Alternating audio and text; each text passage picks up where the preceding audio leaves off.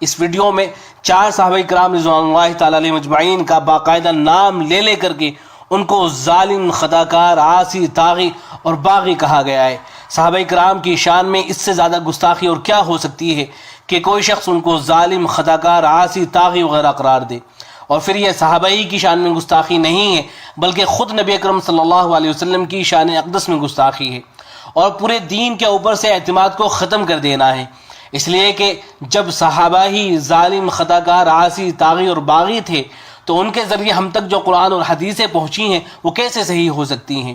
ندوی صاحب کی اس انتہائی گستاخانہ گفتگو کو سن لیجئے اور ان کے حق میں دعا کیجئے کہ اللہ رب العزت مرنے سے پہلے ان کو توبہ کی توفیق عطا فرمائے۔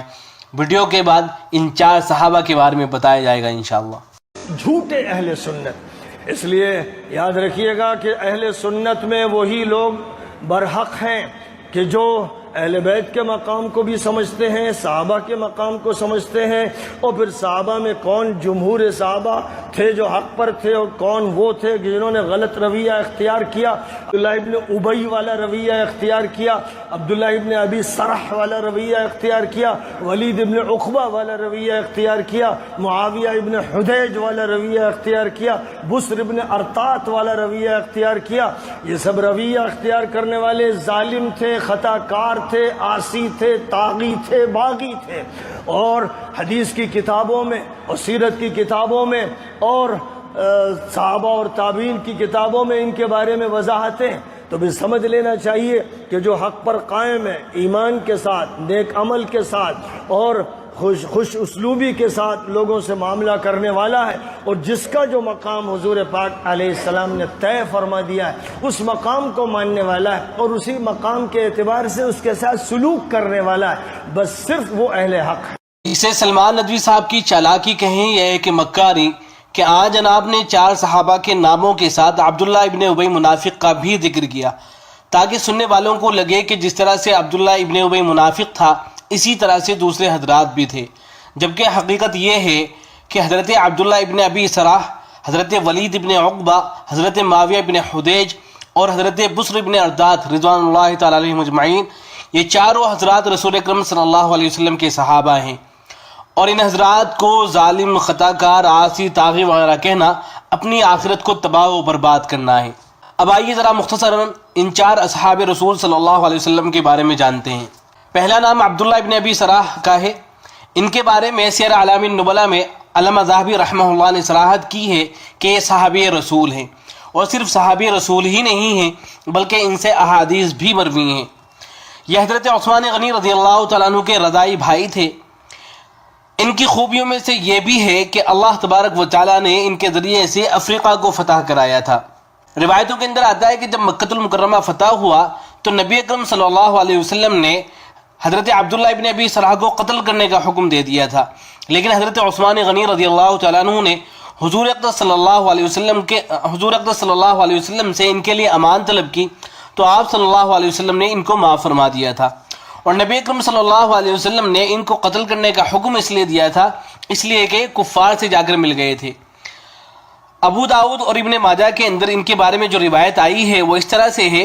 عبداللہ ابن عباس رضی اللہ تعالیٰ عنہ روایت کرتے ہیں کہ کان ابن ابی سرح یکتب لرسول اللہ صلی اللہ علیہ وسلم، کہ حضرت عبداللہ ابن ابی سرح رضی اللہ تعالیٰ عنہ اور نبی اکرم صلی اللہ علیہ وسلم کے لیے لکھا کرتے تھے، وہی لکھتے تھے۔ فاضلہ شیطان، تو شیطان نے ان کو بہکا دیا۔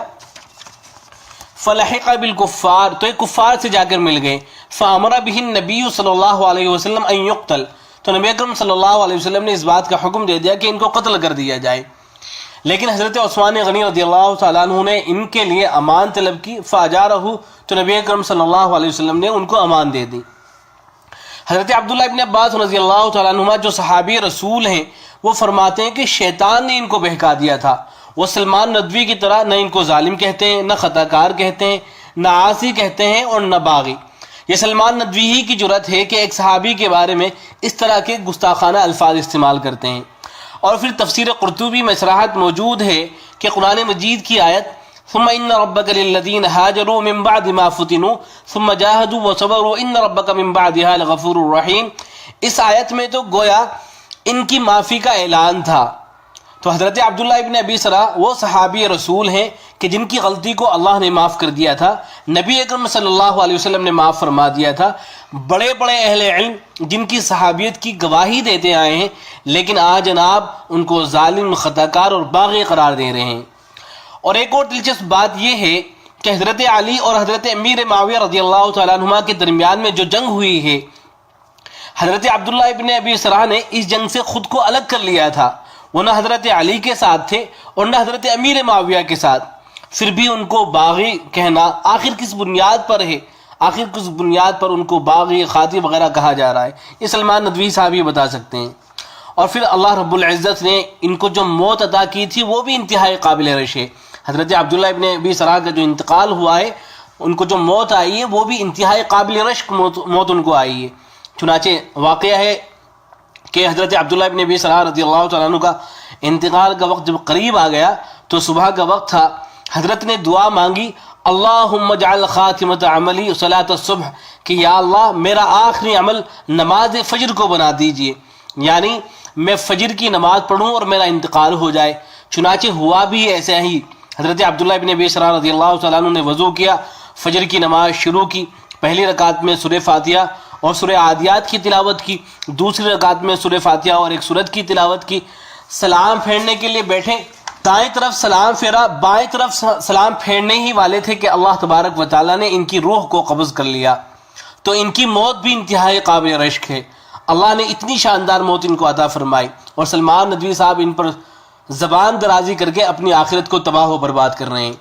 حافظ ابن عبد البر مالکی رحمۃ اللہ علیہ الاستیعاب فی معرفت الاصحاب میں لکھتے ہیں کہ اسلم عبداللہ ابن سعد ابن ابی سرح ایام یوم الفتح فحسن اسلامہ، کہ عبداللہ ابن سعد ابن ابی سرح وہ مکۃ المکرمہ کے جب فتح ہوا ہے اس موقع پر اسلام لے کر آئے، فحسن اسلامہ، ان کا اسلام اچھا ہو گیا، فلم یظہر منہ شیء ینکر علیہ بعد ذلک، تو اس کے بعد کبھی بھی ان سے کوئی اس طرح کی بات ظاہر نہیں ہوئی کہ جس کے اوپر نکیر کی جائے، کوئی قابل اعتراض۔ جب حضرت عبداللہ ابن ابی سرا نے اسلام قبول کر لیا تھا مکۃ المکرمہ کے موقع پر، دوبارہ سے وہ اسلام کے اندر داخل ہو گئے تھے، اس کے بعد ان سے کوئی بھی قابل اعتراض بات ظاہر نہیں ہوئی۔ ایسی بات حضرت امام نووی رحمۃ اللہ علیہ نے لکھی ہے، اور حضرت امام نووی رحمۃ اللہ علیہ نے بھی ان کی تعریف اور توصیف بیان کی ہے۔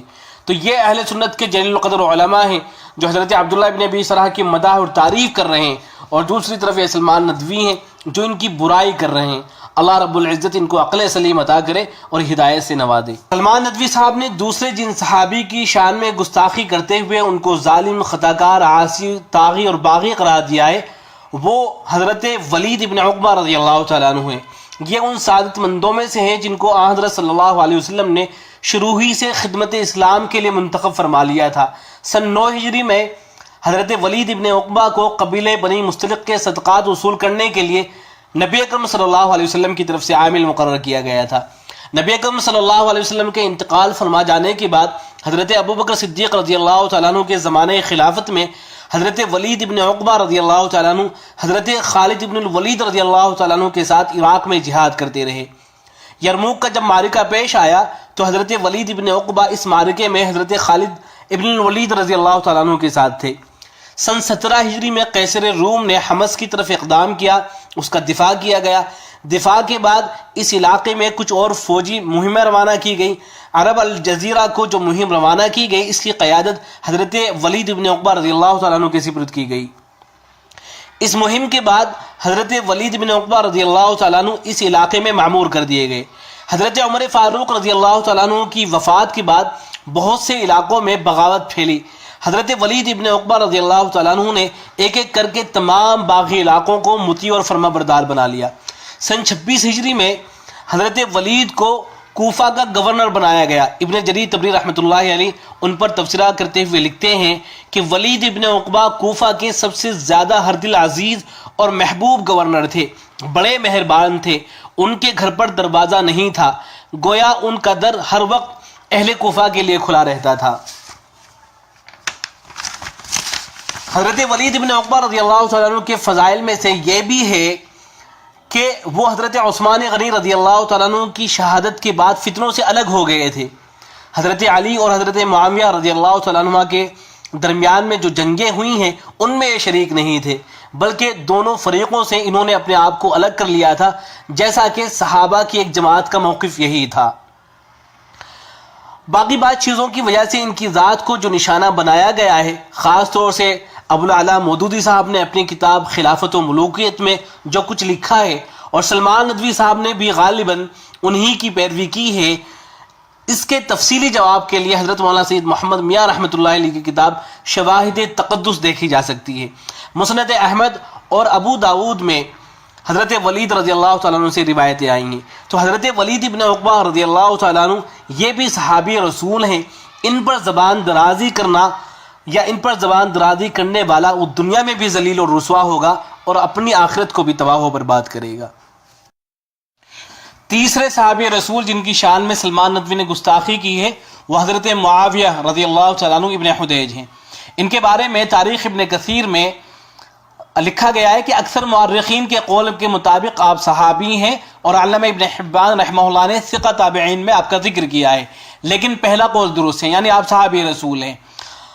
حضرت معاویہ ابن حدیج مصر کی فتح میں شریک رہے، اور حضرت عمر فاروق رضی اللہ تعالیٰ عنہ کے پاس اسکندریہ کی فتح کی بشارت لے کر آئے، اور حضرت عبداللہ ابن ابی سرح کے ساتھ بربریوں سے جنگ کرنے میں شریک رہے، اور اسی دوران آپ کی آنکھ شہید ہوئی۔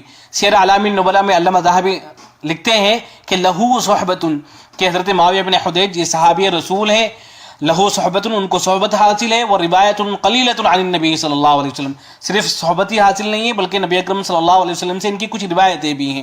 وروا ایضا عن عمر وابی ذر ومعاویہ، اور حضرت معاویہ ابن حدیج نے حضرت عمر سے، حضرت ابو ذر سے اور حضرت امیر معاویہ سے بھی روایتوں کو نقل کیا ہے۔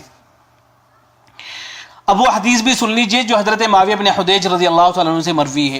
حضرت معاویہ بن حدیج رضی اللہ تعالیٰ عنہ فرماتے ہیں کہ رسول اکرم صلی اللہ علیہ وسلم نے ارشاد فرمایا کہ اگر کسی چیز میں شفا ہے تو شہد کے پینے میں ہے، یا پچھنا لگوانے میں ہے، یا داغ لگوانے میں ہے، لیکن میں داغ لگوانے کو پسند نہیں کرتا ہوں۔ اس روایت کو علامہ ذہبی نے سیر اعلام النبلاء کے اندر ذکر فرمایا ہے۔ علامہ ذہبی لکھتے ہیں کہ فَإِن صَحَّ شَيْءٌ فَسَبِيلُنَا الْكَفُّ وَالِاسْتِغْفَارُ لِلصَّحَابَہ، کہ اگر کسی صحابی کے بارے میں کوئی ایسی ویسی بات ثابت مان بھی لی جائے تو تب بھی ہمارا کام یہ ہے کہ ہم اپنی زبان کو بند رکھیں اور صحابہ کے لیے استغفار کریں۔ یہ اہل سنت کا موقف ہے۔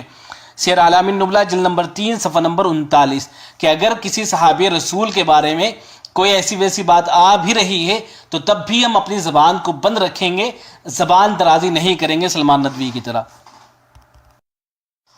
چوتھے صحابی رسول جن کی شان میں سلمان ندوی نے گستاخی کی ہے وہ حضرت بصر بن ارطاط رضی اللہ تعالیٰ عنہ ہیں۔ ان کے بارے میں علامہ ذہبی نے سیر اعلام النبلاء میں لکھا ہے کہ بصر بن ارطاط الامیر ابو عبد الرحمن القرشی العامری الصحابی، ان کو صحابی لکھا ہے، نزیل دمشق۔ پھر آگے لکھتے ہیں کہ لہو عن النبی صلی اللہ علیہ وسلم حدیث، گویا صحابی نہیں ہے بلکہ ایسے صحابی ہیں جو نبی اکرم صلی اللہ علیہ وسلم سے حدیث بھی نقل کرتے ہیں۔ اس کے بعد علامہ ذہبی رحمۃ اللہ علیہ نے 2 حدیثیں ذکر کی ہیں۔ پہلی ہے لا تقطع الایدی فی الغزو، یہ حدیث ابو داود کی ہے، اور اتنی اہم روایت ہے کہ حضرت امام ابو داود رحمۃ اللہ علیہ نے اس پر باب قائم کیا ہے۔ باب قائم کرتے ہوئے وہ لکھتے ہیں باب فی الرجل یسرق فی الغزو ایقطع، یعنی ایسے شخص کا بیان کہ جو غزوے کے اندر چوری کر لیتا ہے کیا اس کے ہاتھ کو کاٹا جائے گا۔ پھر اس کے بعد حضرت بصر بن ارطاط رضی اللہ تعالیٰ عنہ کی حدیث نقل کی ہے کہ حضرت بصر بن ارطاط رضی اللہ تعالیٰ عنہ فرماتے ہیں کہ رسول اکرم صلی اللہ علیہ وسلم نے ارشاد فرمایا لا تقطع الایدی فی السفر، کہ سفر میں ہاتھوں کو نہیں کاٹا جائے گا اگر کوئی چوری کر لیتا ہے۔ وہذا اسناد صحیح، اور اس روایت کی سند بھی صحیح ہے۔ سوال ہے کہ کیا سلمان ندوی صاحب جب سنن ابو داود کو پڑھتے ہوں گے یا پڑھاتے ہوں گے تو کیا ان کو شرم نہیں آتی ہوگی کہ اس کتاب میں تو صحابی رسول بصر بن ارطاط رضی اللہ تعالیٰ عنہ کی روایت ہے جن کو میں ظالم، خطا کار، طاغی، عاصی اور نہ جانے کیا کیا کہہ چکا ہوں، کیا ان کو شرم نہیں آتی ہوگی؟ دوسری حدیث جو حضرت بصر بن ارطاط رضی اللہ تعالیٰ عنہ سے آئی ہے وہ اس طرح سے ہے کہ بصر بن ارطاط رضی اللہ تعالیٰ عنہ فرماتے ہیں کہ رسول اکرم صلی اللہ علیہ وسلم جب دعا مانگا کرتے تھے تو فرمایا کرتے تھے اللہم احسن عاقبتنا فی الامور کلہا۔ یہ حدیث مسند احمد کی ہے۔ بصر بن ارطاط رضی اللہ تعالیٰ عنہ کو گالی دینے کا مطلب یہ ہے کہ آپ سنن ابو داود اور مسند احمد جو حدیث کی کتابیں ہیں ان کے اوپر سے آپ اعتماد کو ختم کر رہے ہیں۔ جب بصر بن ارطاد رضی اللہ تعالیٰ عنہ ظالم اور خاطی ٹھہرے تو ان کی بتائی ہوئی ان کی بیان کی ہوئی حدیثیں وہ کیسے صحیح ہو سکتی ہیں؟ اب آ جائیے اس اعتراض کی طرف جو سلمان ندوی نے اپنی کتاب کتاب لکھی ہے جس کا نام ہے مفتی عتیق بستوی کے ازالے کا ازالہ. اس میں انہوں نے ایک اعتراض کیا ہے. اعتراض کرتے ہوئے سلمان ندوی لکھتے ہیں کہ کیا معاویہ کے گورنر بصر بن ارطاد نے حضرت عبید اللہ ابن عباس کے 2 ننھے بچوں کو ماں کی گود سے چھین کر نہیں مار دیا تھا؟ اور کیا ذہبی نے ان کے بارے میں سخت تبصرہ نہیں کیا؟ یہ اعتراض ہے تو اس کے جواب میں عرض ہے کہ علامہ ذہبی نے ان کے بارے میں کوئی سخت تبصرہ نہیں کیا ہے بصر بن ارطاد رضی اللہ عنہ کے بارے میں، بلکہ الٹی ان کی تعریف کر رکھی ہے. چنانچہ علامہ ذہبی رحمۃ اللہ علیہ ان کے بارے میں لکھتے ہیں کہ کان فارسا شجاعا، کہ یہ بہادر تھے، فاتحا من افراد الابطال، اور اس طرح کے بہادر تھے جو دشمنوں کے درمیان میں گھس کر لڑا کرتے تھے. اور پھر آگے روم کا واقعہ ذکر کرتے ہوئے علامہ ذہبی نے لکھا ہے کہ دخل وحدہ الی کنیستہم فقتل جماعتا، کہ یہ جو بصر بن ارطاد رضی اللہ تعالیٰ عنہ تھے یہ عیسائیوں کا جو چرچ ہوتا ہے اس کے اندر ایک مرتبہ گھس گئے اور وہاں ایک جماعت کو انہوں نے قتل کر دیا. وجرح جراحات، ان کو زخم بھی لگے. ثم تلاحق جنادہ، اور پھر ان کا جو لشکر تھا بعد میں وہ بھی آ گیا. فادرکوہ، تو ان کو وہاں سے لے آئے. وہو یذب عن نفسہ بسیفہ فقتلوا من بقی واحتملوہ. تو علامہ ذہبی رحمۃ اللہ علیہ نے تو ان کی تعریف کی ہے، لیکن جناب سلمان ندوی لکھ رہے ہیں کہ کیا سخت تبصرہ نہیں کیا ہے ذہبی نے ان کے اوپر. اور پھر علامہ ذہبی رحمۃ اللہ علیہ نے تو آخر میں ان کو دعائیں دی ہیں رحمہ اللہ، ان کے لیے لکھا ہے. اور جو بچوں کو قتل کرنے کا واقعہ ہے جس کی طرف سلمان ندوی اعتراض کرتے ہوئے اشارہ کر رہے ہیں، اعتراض کر رہے ہیں، تو اس واقعے کا حال یہ کہ سندن صحیح نہیں ہے، اس لیے کہ اس واقعے کی سند تاریخ تبری کے اندر جو ذکر کی گئی ہے تو علامہ جریر طبری رحمۃ اللہ علیہ نے اس واقعے کو زیاد البکائی کے حوالے سے روایت کیا ہے، اور زیاد البکائی کا انتقال ہوا ہے 183 ہجری میں، جبکہ علامہ جریر طبری رحمۃ اللہ علیہ کی پیدائش 224 ہجری میں ہوئی ہے. تو دونوں کے درمیان میں تقریباً 41 سال کا فاصلہ ہے. تو اس لیے یہ روایت سندن صحیح نہیں ہے. اور یہ تو صرف ایک علت ہے، اس کے علاوہ اور بہت سی علتیں اس روایت کے اندر موجود ہیں. لہذا ایسی روایت کہ جس کی سند ہی صحیح نہیں ہے اس کو بنیاد بنا کر ایک صحابی رسول کے بارے میں یہ کہنا کہ انہوں نے بچوں کو قتل کرا دیا تھا، ایک کس قدر جرأت کی بات ہے. اور پھر ایسی تاریخی روایتوں کو ہم ردی کی ٹوکری میں ڈالتے ہیں کہ جن سے کسی صحابی رسول کی شان میں گستاخی ہوتی ہو. خلاصی گفتگو یہ کہ جن 4 شخصیتوں کا نام لے کر سلمان ندوی نے ان کی شان میں گستاخی کی ہے وہ چاروں نبی اکرم صلی اللہ علیہ وسلم کے صحابہ ہیں، اور کسی ادنا سے ادنا صحابی کی شان میں گستاخی کرنا اپنی دنیا اور آخرت دونوں کو تباہ و برباد کرنا ہے. یہی وجہ ہے کہ ہم دیکھ رہے ہیں کہ کس طرح سلمان ندوی صاحب آج ذلیل اور رسوا ہو رہے ہیں. کل تلک لوگ ان سے کتنی محبت کیا کرتے تھے اور آج ان کا کوئی ذکر خیر کرنا بھی پسند نہیں کرتا، بلکہ لوگ جب ان کا نام لیتے ہیں تو ان کو شیعہ اور رافضی کہہ کر پکارتے ہیں. ندوے سے ان کو نکال دیا گیا ہے، ذلت ان کا مقدر بن چکی ہے. صحابہ کی توہین کرنے کا انجام یہی ہونا تھا. ہم ان کے حق میں دعا گو ہیں کہ اللہ رب العزت مرنے سے پہلے ان کو توبہ کی توفیق عطا فرمائے. آمین. والسلام علیکم ورحمۃ اللہ.